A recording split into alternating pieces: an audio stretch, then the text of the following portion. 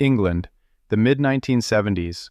Across the industrial towns and cities of northern England, life followed its familiar rhythm. Factory workers finished late shifts, pubs filled with regular customers, buses carried students and office workers home through rain-soaked streets. Families locked their front doors before settling in for another ordinary evening. It was a time when communities were closely connected. Neighbors knew one another. Children played outside until sunset. People believed they understood their streets and the people who lived there. But beneath that sense of normality, something terrifying was beginning to unfold. A series of brutal attacks on women would spread fear across Yorkshire and beyond, changing the lives of thousands of people. For years, police would hunt an unknown killer whose identity remained hidden despite one of the largest criminal investigations in British history. The newspapers gave him a name that would become infamous around the world: the Yorkshire Ripper. For nearly 5 years, his crimes dominated headlines, overwhelmed police forces, and left entire communities living in fear. Women changed their daily routines.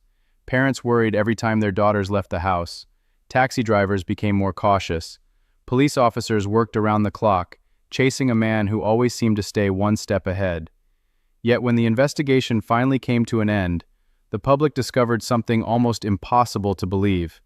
The man responsible wasn't a mysterious drifter. He wasn't a criminal mastermind hiding in secret. He wasn't living far away under a false identity. He was an ordinary truck driver, a husband, a neighbor, a man who blended into everyday life so completely that even after speaking with police during the investigation, he managed to walk away without being identified. His name was Peter Sutcliffe. His crimes would leave a permanent mark on British criminal history, not only because of the lives that were stolen, but because the investigation exposed serious weaknesses in policing, transformed forensic investigations, and changed the way serial murder cases were handled for decades to come. To understand how one of Britain's most notorious serial killers emerged, we have to go back to the beginning. Peter Sutcliffe was born on June 2, 1946, in Bradford, West Yorkshire. Britain was still recovering from the Second World War. Like many families of the time, the Sutcliffes lived a modest, working-class life. Peter's father, John Sutcliffe, worked hard to provide for the family and was known as a strict disciplinarian. He expected respect, obedience, and hard work from his children. Peter's mother, Kathleen, was often described as quieter and more affectionate. Growing up, Peter was not the type of child who attracted much attention. Teachers later remembered him as average in school. He wasn't exceptionally talented academically. He wasn't especially athletic. He rarely caused serious trouble. Most classmates described him as shy, quiet, and socially awkward. He often kept to himself and appeared uncomfortable in large groups. Nothing about his childhood suggested that he would one day become one of Britain's most feared criminals. After leaving school, Peter entered the workforce like many young men in northern England. He held several different jobs during his early adult years. For a period, he worked as a gravedigger. Later, he found more stable employment as a truck driver. The work suited him. It was steady, it paid reasonably well, and it involved long hours on the road, often alone. To co-workers, Peter seemed dependable. He arrived on time, he completed his work, he rarely drew attention to himself. Outside work, he appeared to be building an ordinary life. In 1974, he married Sonia Surma, a woman he had dated for several years. Friends described them as a quiet couple. They bought a home, spent time with relatives, made plans for the future. Nothing about their relationship appeared unusual to people who knew them. Looking back after his arrest, many neighbors struggled to reconcile the man they thought they knew with the crimes later revealed in court. They remembered someone polite, reserved, even helpful. It became one of the most disturbing aspects of the case. Peter Sutcliffe lived an ordinary public life while secretly committing extraordinary violence.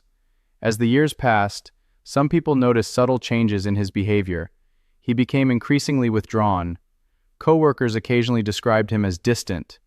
Friends sometimes felt he was difficult to read. But none of these observations pointed clearly toward murder. In hindsight, it is tempting to search for warning signs. Psychologists caution against this. Many people experience personality changes, become quieter with age, or withdraw socially without becoming violent offenders. Looking backward after major crimes often creates the illusion that the outcome should have been obvious. At the time, nothing about Peter Sutcliffe caused those around him to believe he was capable of becoming a serial killer. While Peter was living what appeared to be a normal life, northern England was changing. Economic hardship affected many industrial communities. Factories closed, unemployment increased, entire neighborhoods struggled with uncertainty. Despite these challenges, life continued. People worked hard, families supported one another, communities adapted. No one knew they were about to face a different kind of threat, one that could not be explained by economics or politics. Late in 1975, police were called to investigate the murder of a woman in West Yorkshire. Detectives treated the case as they would any other homicide. They examined the crime scene, interviewed witnesses, collected physical evidence, searched for suspects. At that stage, there was no reason to believe the murder was connected to a larger pattern. The investigation continued, but the offender remained unidentified. Months later, another woman was attacked, then another. Gradually, investigators began noticing similarities. The attacks occurred within northern England. The victims were women. The violence suggested the possibility that the same offender might be responsible. Detectives started comparing evidence across different cases. The realization was deeply unsettling. If the crimes were connected, Britain was facing a serial killer. As investigators worked to establish links between the attacks, newspapers began reporting extensively on the growing mystery. Public concern increased with every new headline. People wanted answers. Who was responsible? Why were these attacks happening? And most importantly, how could they be stopped? At first, many people believed the police would identify the offender quickly. After all, major murder investigations had solved difficult cases before. But weeks turned into months, months became years, and the killer remained unidentified. Fear spread steadily across Yorkshire. Women began changing their daily routines. Some refused to walk home alone after dark. Friends accompanied one another to bus stops. Parents insisted daughters call when they arrived safely. Universities reminded students to travel in groups. Taxi companies received more requests from women unwilling to risk walking alone at night. The psychological impact reached far beyond the crime scenes themselves. Communities that had once felt secure now lived with uncertainty. Every unfamiliar face attracted suspicion. Every unexplained noise caused concern. Meanwhile, somewhere among those same communities, Peter Sutcliffe continued his ordinary routine. He drove his truck, visited local pubs, spent time with family, spoke with coworkers. To everyone around him, he appeared to be just another hard-working man trying to make a living. No one imagined that the person responsible for the growing fear across northern England was quietly blending into everyday life. And as police struggled to understand the pattern behind the attacks, they had no idea that the investigation was about to become one of the longest, most expensive, and most controversial murder inquiries in British history. The investigation expanded with remarkable speed. What had begun as a series of separate murder inquiries was now being treated as the work of a single offender. Detectives from different police divisions started sharing information, comparing crime scenes, interviewing witnesses again, and looking for any connection that might reveal the killer's identity. Every new attack added another piece to an increasingly disturbing puzzle. But the picture was still incomplete. The man responsible seemed to appear without warning and disappear just as quickly. He left behind very little physical evidence. There were no surveillance cameras watching city streets. DNA profiling did not yet exist as an investigative tool. Police relied on eyewitness accounts, fingerprints, blood analysis, tire marks, and painstaking detective work. Unfortunately, eyewitness memories often differed. Descriptions of the suspect varied from one witness to another. Some believed he was tall, others remembered someone shorter. Hair color, clothing, and even the type of vehicle seen near crime scenes often conflicted. Detectives had thousands of pages of statements, but very few clear answers. As months passed, the investigation grew larger than anyone had imagined. Hundreds of police officers were assigned to the case. Temporary investigation rooms filled with maps, photographs, reports, and filing cabinets. Colored pins marked attack locations across Yorkshire and neighboring counties. Each pin represented a victim. Each pin reminded investigators that the killer was still free.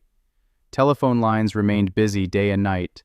Members of the public reported suspicious neighbors, strangers, former coworkers, and even family members.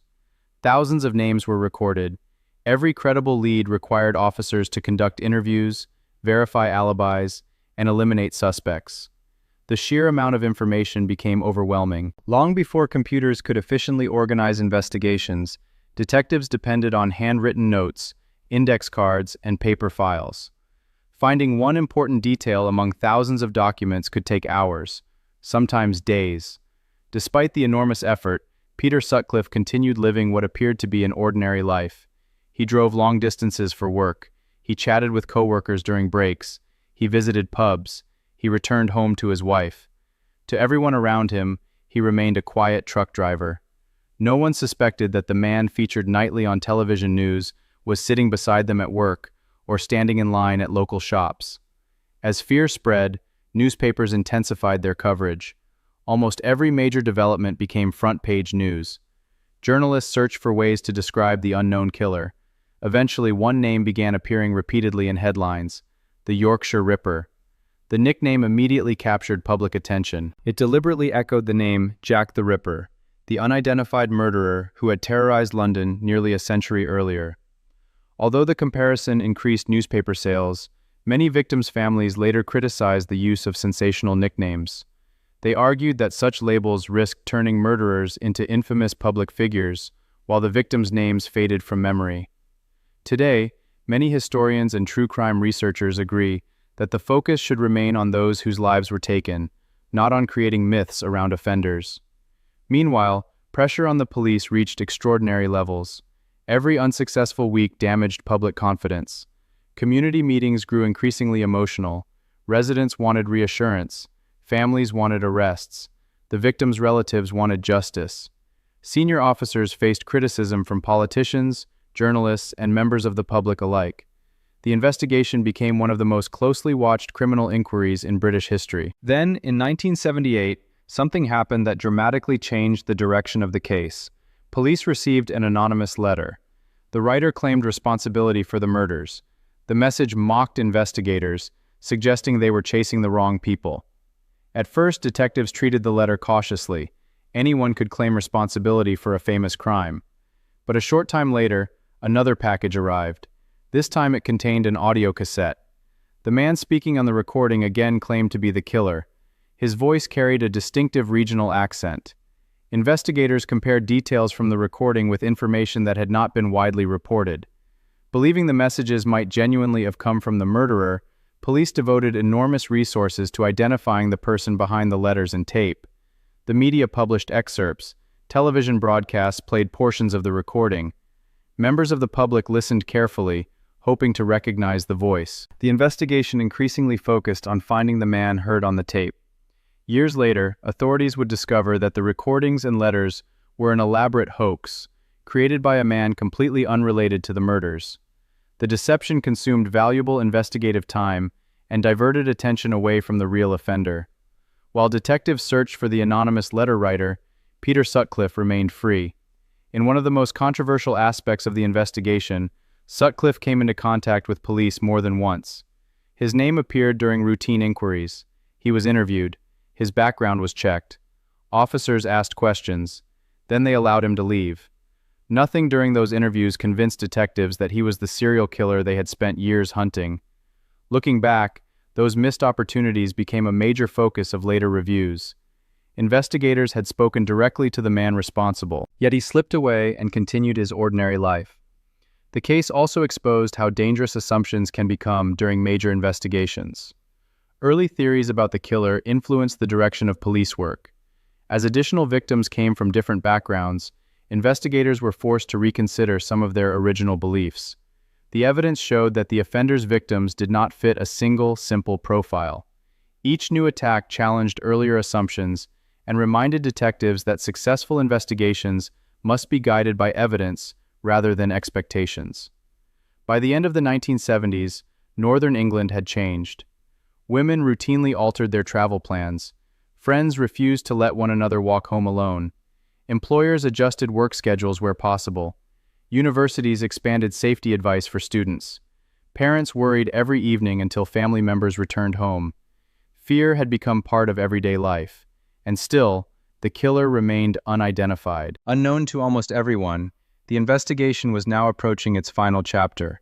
The breakthrough would not come from the anonymous letters. It would not come from a dramatic forensic discovery. Instead, it would begin with something surprisingly ordinary, a routine police patrol, and a parked car that caught an officer's attention. A cold winter evening settled over Sheffield on January 2, 1981. For nearly 5 years, police across northern England had searched for the man responsible for a series of murders that had left communities living in fear. Thousands of officers had worked on the investigation, millions of pounds had been spent, countless leads had been followed. Yet no one expected the case to end because of what appeared to be a routine police patrol.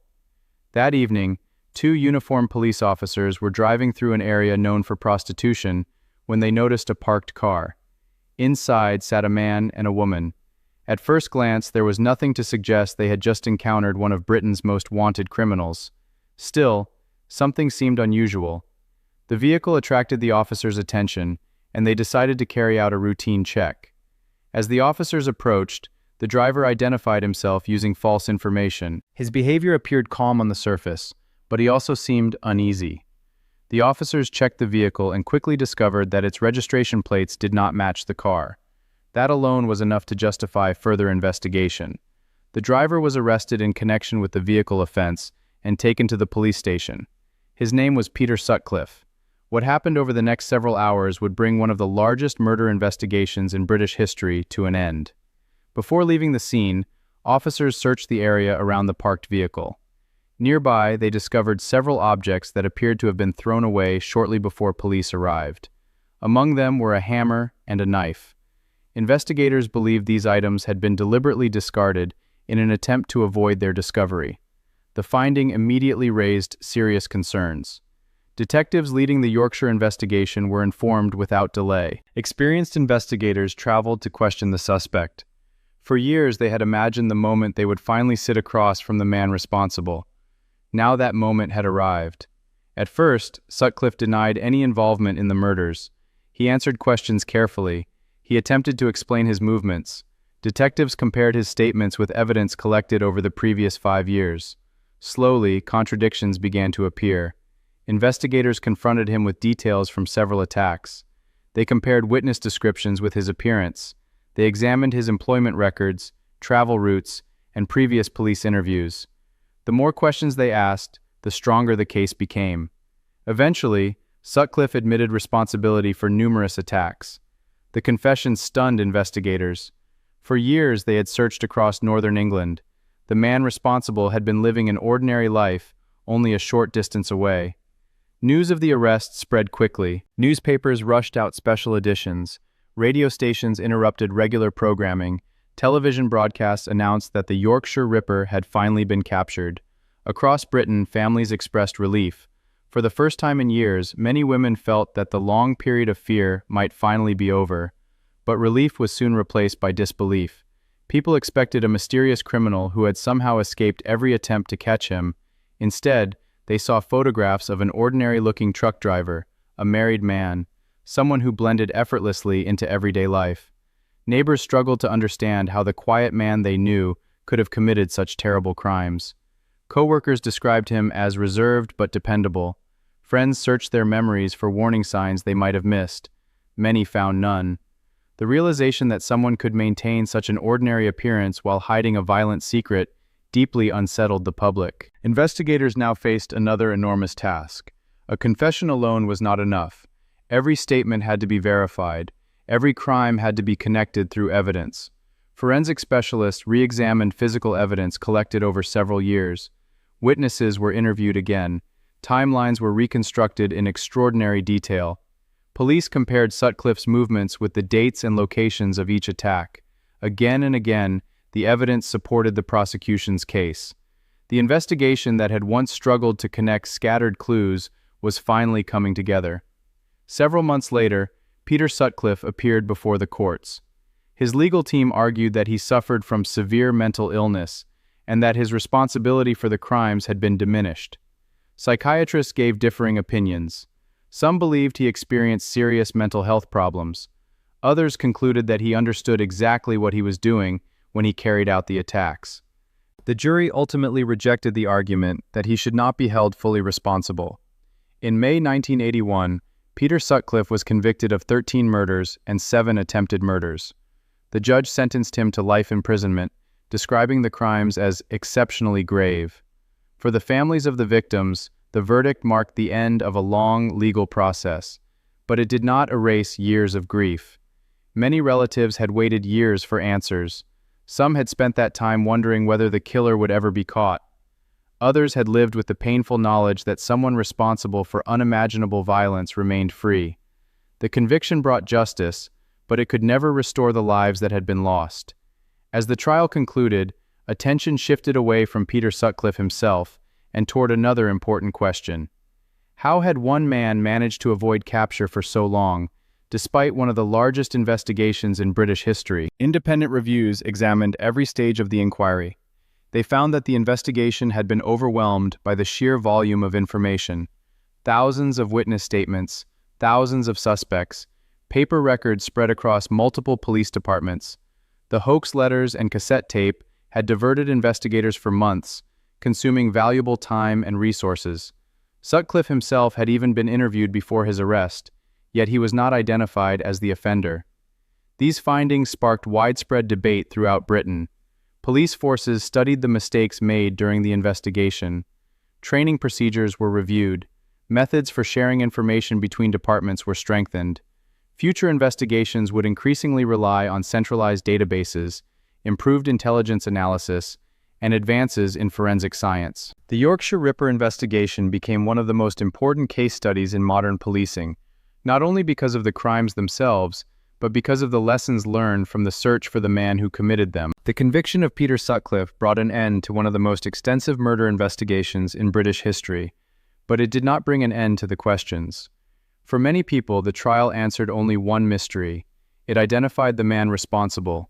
It did not fully explain how the crimes had continued for nearly 5 years without him being stopped sooner. In the months and years that followed, police forces, government officials, journalists, and independent investigators carefully examined the case. Every major decision was reviewed. Every missed opportunity was analyzed. The goal was not simply to understand what had happened, but to ensure that the same mistakes would never be repeated.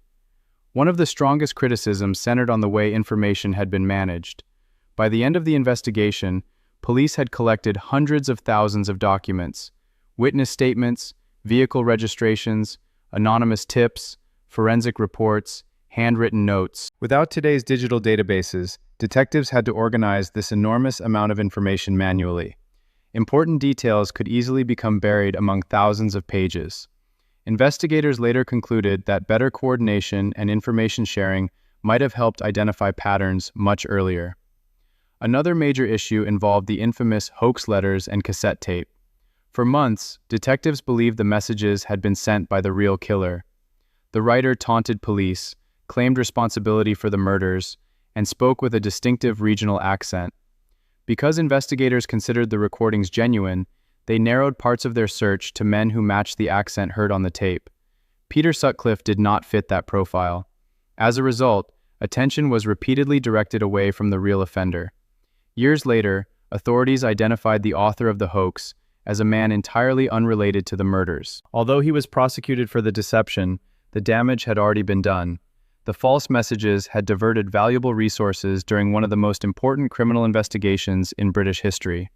The case also forced Britain to confront difficult questions about public perception. In the early years of the investigation, some victims were described primarily in terms of their occupations or personal circumstances rather than as individuals. This approach drew increasing criticism. Families and advocates argued that every victim deserved equal dignity, compassion, and attention, regardless of background. Over time, the conversation shifted. Historians, journalists, and documentary makers began placing greater emphasis on telling the victim's stories instead of focusing almost exclusively on the offender. That change continues to influence responsible true crime reporting today. Following his conviction, Peter Sutcliffe was initially held in prison before being transferred to Broadmoor Hospital, a high-security psychiatric hospital in England. Medical specialists assessed his mental health after the court proceedings. For many years, he remained under psychiatric care while serving his life sentence. His legal status became the subject of continuing reviews. As medical opinions changed over time, authorities reconsidered whether treatment in a secure hospital remained appropriate. Eventually, it was determined that he could be managed within the prison system. He was transferred back to prison to continue serving his sentence. Throughout the years that followed, Sutcliffe submitted several appeals against aspects of his conviction and sentence. None resulted in his release. British courts repeatedly upheld the seriousness of his crimes and confirmed that he should remain imprisoned. Public opinion remained overwhelmingly clear. Few cases had caused such widespread fear or had affected so many communities over such a long period. For the victims' families, every court hearing reopened painful memories. Many continued speaking publicly about the importance of remembering the women whose lives had been taken, rather than allowing attention to remain focused solely on the man who committed the crimes. Their voices gradually reshaped public discussion. Television documentaries, books, and academic studies increasingly emphasized the lives, families, and humanity of the victims. This represented an important shift in how major criminal cases were presented to the public. The Yorkshire Ripper investigation also became a turning point for policing. Training programs across the United Kingdom began studying the case in detail. Detectives learned about the dangers of confirmation bias, the tendency to give greater weight to evidence that supports existing assumptions while overlooking information that points in another direction. The investigation demonstrated how easily an inquiry could be influenced by expectations. It also highlighted the importance of continually testing theories against new evidence. Advances in forensic science during the following decades transformed homicide investigations. DNA profiling became one of the most powerful tools available to detectives. Computerized databases made it possible to compare fingerprints, criminal records, vehicle registrations, and forensic evidence far more quickly than before. Communication between police forces improved significantly. Large investigations became more coordinated. Information that once required weeks to organize could now be analyzed in hours. Although these technological advances arrived after Sutcliffe's crimes, many experts believe they have dramatically increased investigators' ability to identify serial offenders earlier. The case remains one of the most extensively studied murder investigations in modern British history, not because it represents perfect policing, but because it revealed how complex investigations can go wrong, how misinformation can alter the course of an inquiry, and how important it is to question assumptions at every stage. Its legacy is found not only in criminal history books, but also in the training of detectives, forensic specialists, prosecutors, and criminologists around the world. And while Peter Sutcliffe would spend the remainder of his life in custody, the story itself was not yet over. His final years, his death, and the lasting impact of the case would continue to shape discussions about justice, victim remembrance, and the lessons that future generations must never forget. Peter Sutcliffe would never walk free again. After years of legal appeals and medical reviews, he remained in custody for the rest of his life. Although questions about his mental health continued to be discussed by experts, the courts consistently upheld the seriousness of his crimes and confirmed that he would remain imprisoned. For decades, he lived largely out of public view. The intense media attention that had surrounded his arrest and trial gradually faded, but the pain experienced by the victims' families never truly disappeared. Every anniversary, every documentary, every newspaper article, each one brought back memories of lives that had been violently interrupted. On November 13, 2020, Peter Sutcliffe died at the age of 74, after becoming seriously ill while serving his sentence. His death marked the end of one chapter in British criminal history, but it did not bring closure for everyone affected by the case. Many relatives of the victims said that real justice had never been about the death of the offender. It was about ensuring that the women who lost their lives would never be forgotten. As historians and researchers continued studying the investigation, one lesson became increasingly clear. The Yorkshire Ripper case was not only the story of a serial killer, it was also the story of an investigation carried out during a time when modern forensic science was still developing. It demonstrated how difficult large investigations could become when detectives were overwhelmed by information. It revealed the damage that misinformation could cause when investigators placed too much confidence in false leads. And it showed why every major investigation must remain flexible, evidence-based, and willing to challenge its own assumptions. The case also influenced the relationship between police and the public. In the years that followed, police forces across the United Kingdom invested more heavily in intelligence systems, information sharing, forensic technology, and behavioral analysis. Major incident rooms became increasingly computerized, communication between different police forces improved, training emphasized the importance of reviewing evidence objectively rather than allowing early theories to dominate an investigation.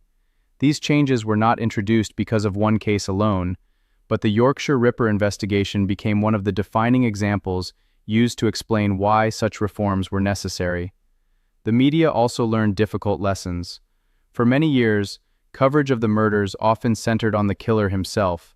His nickname became internationally recognized. His photograph appeared repeatedly on front pages. Meanwhile, many victims received only brief attention. Over time, journalists, authors, and documentary filmmakers began questioning this approach. Responsible true crime storytelling gradually shifted toward a more victim-centered perspective. Today, many historians believe that understanding the lives of the victims provides a far more meaningful picture of the tragedy than focusing solely on the offender. The women whose lives were taken were daughters, sisters, mothers, friends, co-workers, and members of their communities. They had hopes, ambitions, families, and futures. Remembering them as individuals, not simply as victims of a famous criminal case, is one of the most important lessons modern true crime reporting has embraced. The case also became a subject of study for criminologists and psychologists. Researchers examined Peter Sutcliffe's background, personality, behavior, and criminal methods in an effort to better understand how serial violent offenders develop. While numerous theories have been proposed, experts continue to emphasize an important point. There is no single explanation that can account for crimes of this nature. Human behavior is influenced by a complex combination of biological, psychological, social, and environmental factors. No single event from Sutcliffe's childhood or adult life can fully explain the choices he made. Ultimately, responsibility rested with him alone. Looking back today, the Yorkshire Ripper investigation occupies a unique place in British history. It exposed weaknesses within policing. It accelerated improvements in investigative practices. It encouraged better cooperation between police forces. It highlighted the importance of forensic science, and it transformed the way large criminal investigations are managed. These lessons continue to influence homicide investigations decades later. Yet perhaps the greatest lesson has nothing to do with technology or policing. It is about memory. History often remembers the names of offenders, but justice asks us to remember something else. The people whose lives were stolen, the families who waited years for answers, the communities that lived in fear, and the investigators who continued searching despite setbacks and mistakes until the truth was finally uncovered. The story of Peter Sutcliffe is not remembered because it celebrates the man responsible. It is remembered because it reminds us of the devastating consequences of violence, the importance of constant improvement within the justice system, and the resilience of those who refuse to stop seeking answers. Every major criminal case leaves behind evidence. Some leave behind new laws. Some change investigative procedures. The Yorkshire Ripper case did all of those things.